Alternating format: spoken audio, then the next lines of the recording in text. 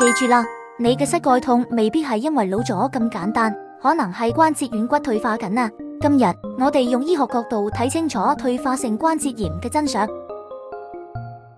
健康嘅膝蓋就好似精密嘅軸承系統，外面呢層藍色嘅係關節軟骨，主要係骨膠原蛋白同蛋白聚糖，中間啲滑液含有透明質酸，負責潤滑關節。但當基質金屬蛋白酶太過活躍，啲軟骨就會被分解破壞，最後搞到骨頭直接摩擦，又痛又會生骨刺。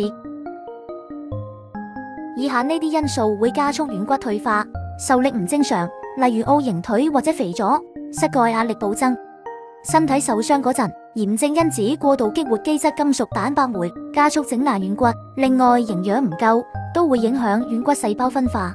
想保護膝蓋關節，記住運動可以揀游水呢啲低衝擊運動，減少關節磨損。要補充葡萄糖胺同鈣，幫手修復軟骨。如果痛咗超過2個禮拜，一定要去檢查下軟骨有冇損傷啊！最後記得 like 同 share 俾身邊嘅朋友，一齊了解更多健康資訊。